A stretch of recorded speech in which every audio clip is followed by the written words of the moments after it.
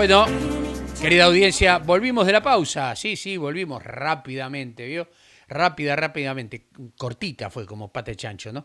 Bueno, les prometí el panorama internacional y tengo el panorama internacional, no solamente en la voz, sino también como de costumbre, viéndola, apreciándola. ¿A quién? A nuestra columnista internacional, la licenciada, la señora Juana de los Santos, a quien le decimos muy, pero muy buenos días, Juani. ¿Cómo estás? Un placer, un gusto tenerte aquí con nosotros. Muy buenos días, Carlos, para vos y para toda la audiencia. Te deseo un feliz día del periodista atrasado. Gracias. Y bueno, no, por favor. Y vamos a comenzar, Carlos. Quiero hacer una pequeña aclaración para la audiencia porque las cumbre de jefes de Estado, vos sabés, a veces cuando comprimimos la información, involuntariamente podemos confundir algunos nombres y quiero pedirle disculpas al presidente de Chile, Gabriel Boric, porque lo confundí con su principal opositor, con Juan Antonio Kast. Y bueno, dije que el presidente de Chile era Juan Antonio Kast y no, es Gabriel Boric. Hay que reconocerle a Gabriel Boric, Carlos, que aún siendo un presidente socialista, es muy crítico de la posición con respecto al régimen de Venezuela, de Nicolás Maduro. Así que pedido de disculpas para Gabriel Boric por haberlo confundido con su principal opositor, Juan Antonio Kast. Quizás sea un deseo mío que algún día Juan Antonio Kast sea presidente de Chile, Carlos. Sí, bueno, a veces la parafernalia de la información, la rapidez con que nos movemos y la cantidad de nombres que manejamos, estos lapsus suceden. Así que, por supuesto, Uh -huh. está tomada la disculpa y no hay ningún inconveniente, Juana. Pero vamos al grano, vamos a la información. No sé si querés empezar respondiendo a la pregunta del oyente que nos había quedado colgada el sábado pasado, que era Perfecto, Carlos, te escucho. bueno, en lo relativo era, él estaba preguntando qué opinaba sobre las relaciones entre Estados Unidos y Venezuela para este año, donde Washington y Caracas Uh -huh. tuvieron importantes acercamientos diplomáticos y económicos en estos últimos meses. ¿Pueden mejorar las relaciones a corto plazo? Bueno, a ver, vamos a contar un poco qué pasa con las políticas del Departamento de Estado con respecto a Latinoamérica. Como ustedes saben, Estados Unidos, esto yo se lo quiero explicar a la audiencia, tiene dos partidos que alternan el poder, el Partido Republicano, el Partido Demócrata. En este momento es el secretario Anthony Blinken, quien está a cargo del Departamento de Estado y las políticas del Departamento de Estado para Latinoamérica. Y de algún modo la política de Blinken es una continuación de lo que fueron las políticas del gobierno de Barack Obama para Latinoamérica, que ciertamente son muy distintas y muy diferentes a las que llevó a cabo Mike Pompeo dentro de la administración Trump, Carlos. Vamos a comentar lo siguiente, como para que la audiencia nos pueda entender cuando hablamos de estos contrastes en el marco de las políticas hacia Latinoamérica del Departamento de Estado. Recordemos que el gobierno de Donald Trump decidió aumentar las sanciones contra Venezuela y esas sanciones implicaron, entre otras cosas, aplicar sanciones sobre el petróleo a partir del año 2018. También tenemos que decir, Carlos, que Mike Pompeo fue muy implacable con emitir sanciones personales para miembros, funcionarios y familiares del régimen de Nicolás Maduro. En tal sentido, podemos decir que inclusive el propio Nicolás Maduro es sancionado en su carácter personal por los Estados Unidos. Ahora bien, ¿qué cambió y qué no cambió de las políticas del Departamento de Estado con respecto a Latinoamérica? Bueno, en principio, para que la audiencia nos pueda entender, Carlos, al principio de la administración Biden, el presidente Biden aplicó toda una serie de legislaciones ambientales sobre el fracking y sobre lo que es el shale oil, la explotación del shale oil en Estados Unidos, que por supuesto Estados Unidos era uno de los países líderes en cuanto a actividad de shale oil de petróleo. ¿Esto qué provocó? Esto provocó que las reservas de petróleo en Estados Unidos disminuyeran, por lo tanto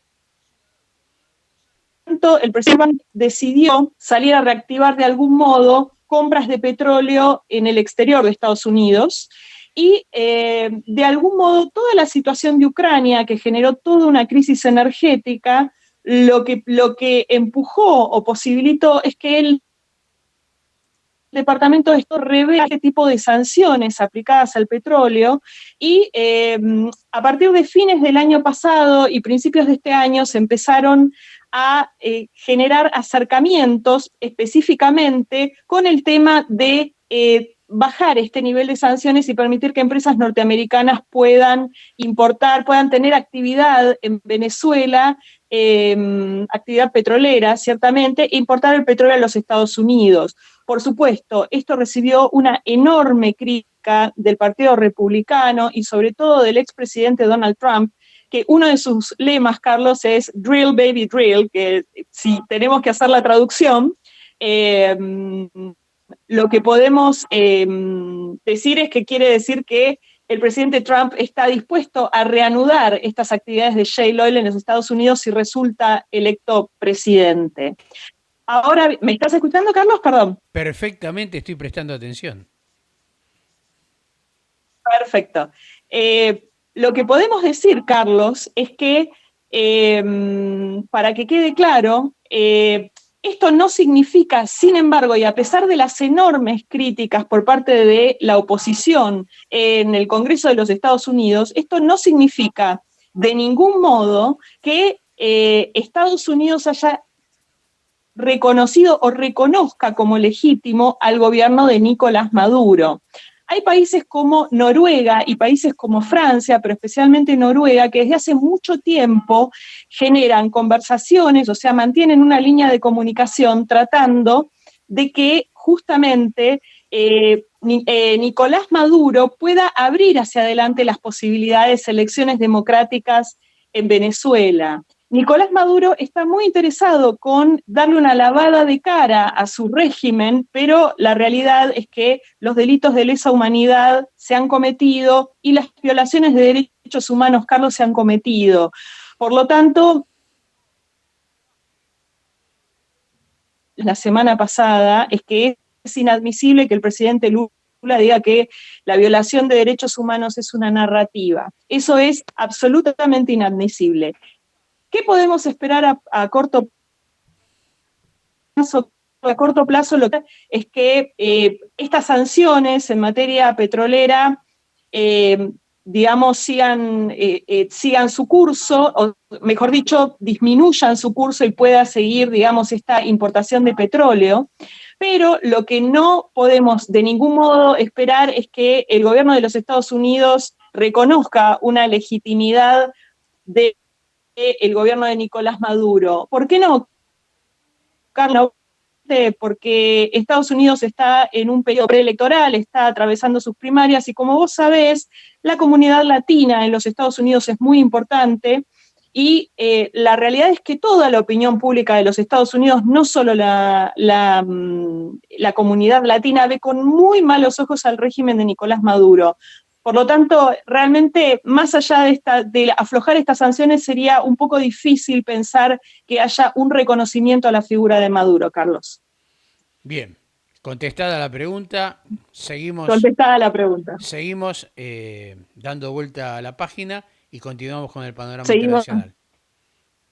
Bueno, continuando con el panorama internacional, Carlos, esta semana vamos a hablar de lo que pasó en Ucrania. Nos hemos despertado el día de ayer con una noticia tremenda y lo que aconteció, digamos, es este tema de el ataque a la represa hidroeléctrica Krakovka del río Dnieper en el este de Ucrania, en la región de Kherson. Y básicamente lo que podemos decir, Carlos, es que aparentemente todo apuntaría a pensar a que ha sido alguna suerte de atentado ruso sobre esta represa que ha producido, Carlos, un daño ambiental de magnitudes, porque ha inundado muchísimas ciudades del este de Ucrania, muchísima gente que encima de vivir esta situación tan tremenda de la invasión, los que quedaron tienen que abandonar sus casas porque están prácticamente inundados, pero esto abre una alerta muy particular a un tema que nosotros hemos tocado en el mes de octubre, si no me equivoco, Carlos, del año pasado, que vos recordarás, que es la planta nuclear de Zaporizhia. Bueno, esta planta nuclear, Carlos, está en la mira de la ONU, en la mira de la Agencia Internacional de Energía Atómica. Recordemos que este ente está dirigido por el argentino Rafael Grossi. En principio, la Agencia Internacional de Energía Atómica lo que comenta es que no hay un peligro inminente con esta planta. Vamos a contar por qué puede haber un peligro inminente, Carlos. La planta tiene 6 reactores nucleares que están en proceso de apagado frío. O sea, estos reactores se han ido apagando paulatinamente, dependen de este río y de esta represa del río Dníper, básicamente para poder llenar los reservorios de agua, que lo que hacen es, de algún modo, acompañar este proceso de apagado de la planta y mantenerla refrigerada. Entonces, esta planta en principio está fuertemente amenazada porque está tomada por los rusos, y lo que está pidiendo la comunidad internacional, lo que está pidiendo el Consejo de Seguridad de las Naciones Unidas, lo que está pidiendo Rafael Grossi desde la Agencia Internacional de Energía Atómica, es que por favor Rusia les permita entrar para ellos hacerse cargo de la seguridad de la planta nuclear y evitar una catástrofe ambiental. Bueno, pues bien, aconteció esta noticia tremenda y en principio la seguridad de la planta no está comprometida, pero lo que pensamos, Carlos, es que a largo plazo puede haber algún nivel de compromiso si es que estos reservorios de agua empiezan a bajar dramáticamente y Rusia no permite, digamos, el ingreso de estos técnicos o de algún tipo de ayuda internacional para que esta planta pueda seguir operando en estas condiciones de emergencia de buena forma. A ver, ¿qué puede producir esto? Esto evidentemente ha recibido muchas críticas internacionales. De confirmarse que fue Rusia el responsable, estamos ante un crimen de guerra. Sí, Carlos. 2 cosas. Una, para que después no te Sí, tengas que rectificar y te pido disculpas. Nos despertamos el sí, por miércoles, favor. nos despertamos el miércoles con el problema. Este, Ah, cierto. no hoy. Obviamente, volvemos con el tema, ¿no? Tanta información que salta y salta. Y seguramente en la preparación de tu programa te pareció que era ayer.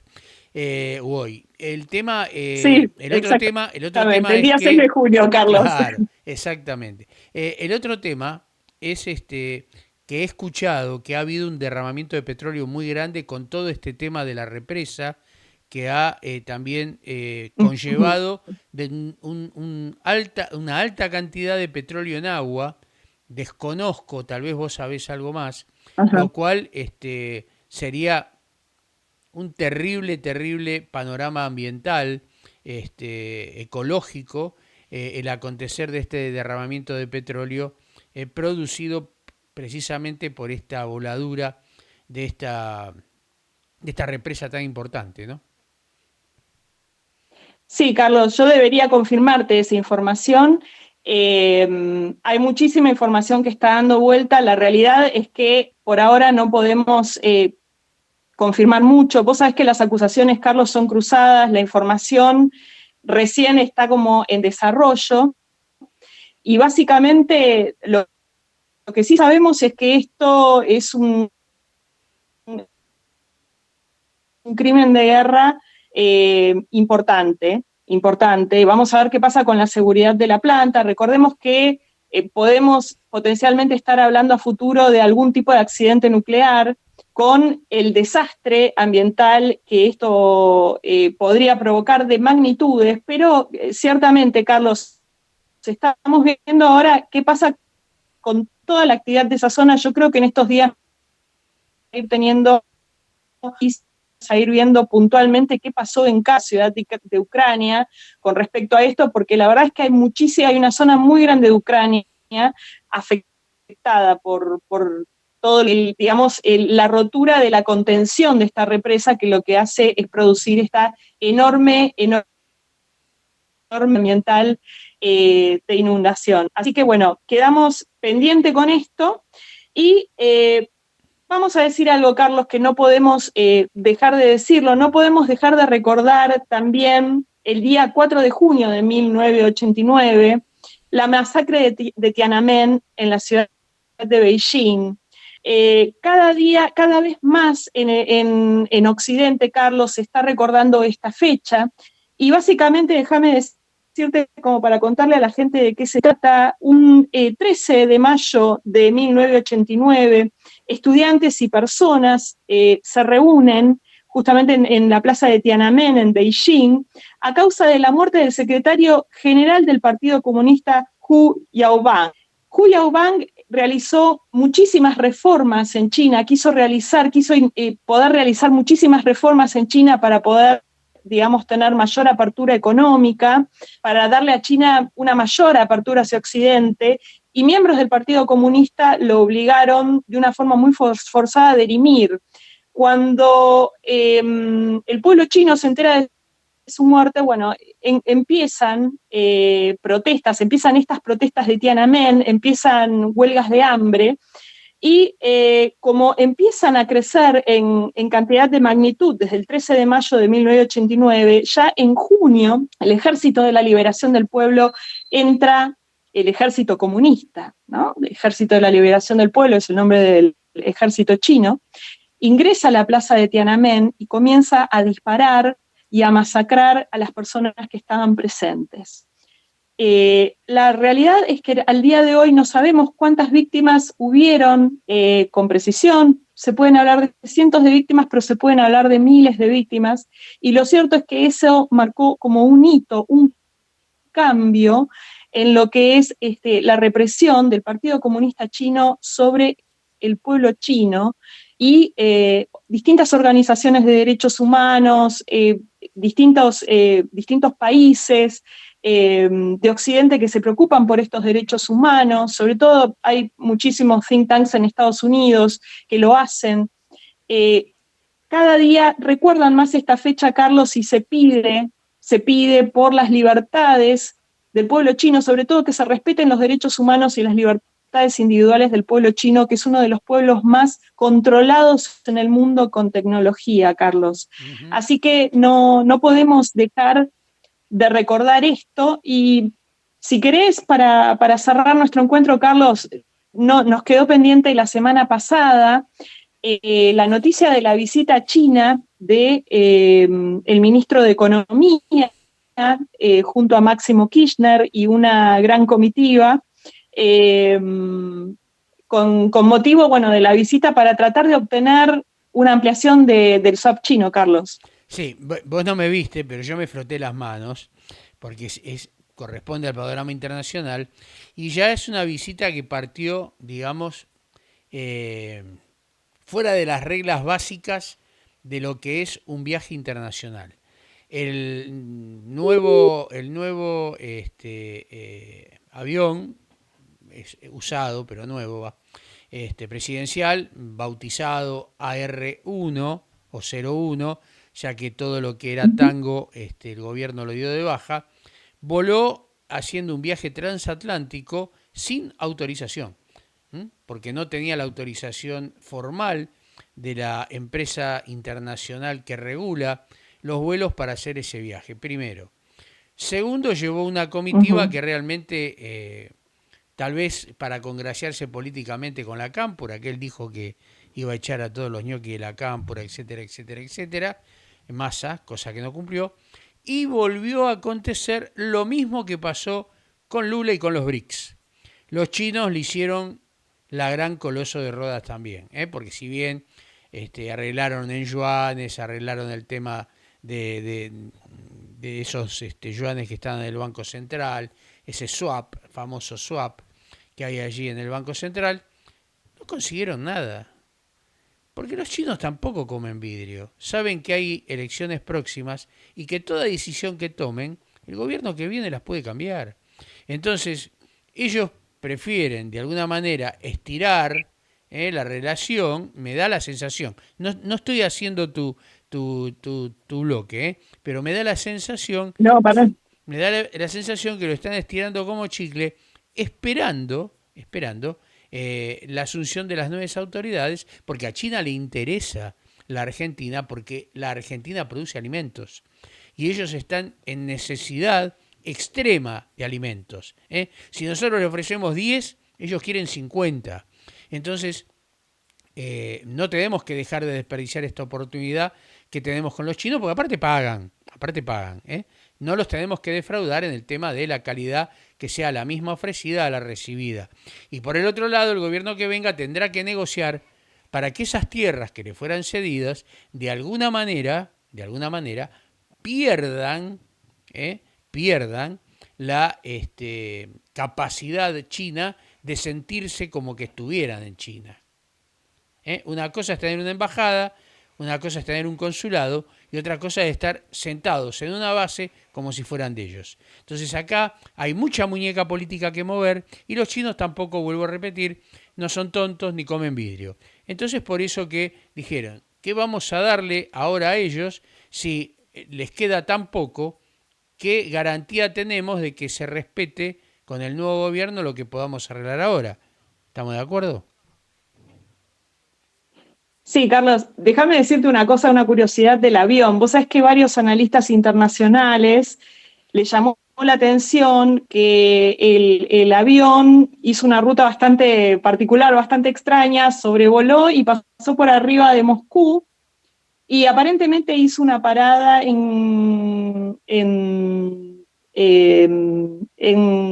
no, no es Kazajistán, es el país de al lado.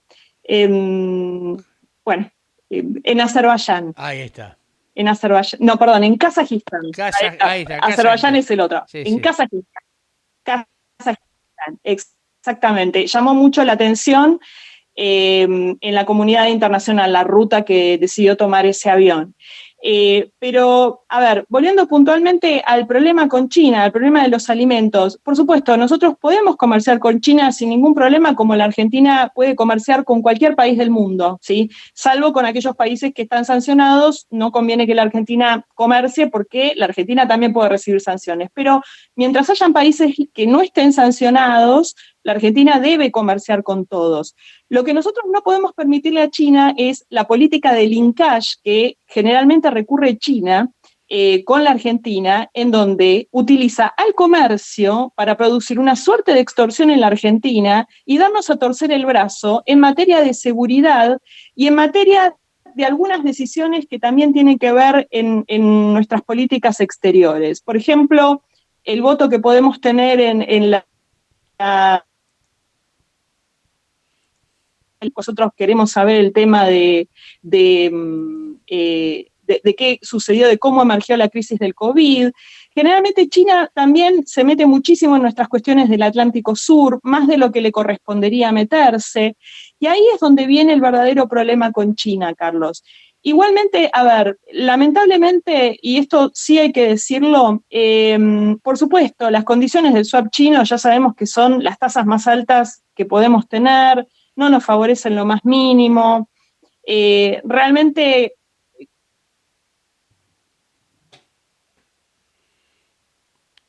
Sí, Juana. Te Nuestra que... deuda de balance comercial con China.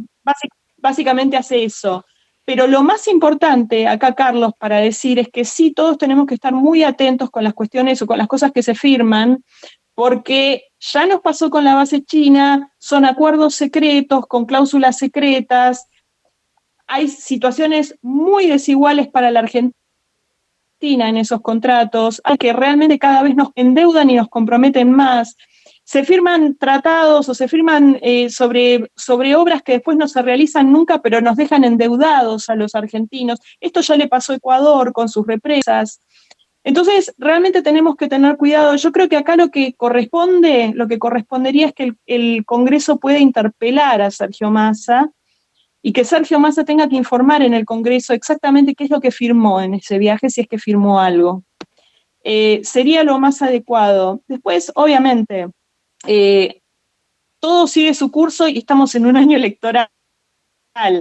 Un viaje a China, a ver, Néstor Kirchner empezó con los viajes a China en 2010 y en la Argentina realmente las cosas no han cambiado para bien en materia económica desde el año 2010. No tendríamos que esperar algo diferente, Carlos, de este viaje. Bueno, Así que eh, bueno, perfecto tu bloque y todo lo que tiene que ver y concierne con las noticias más importantes del panorama internacional.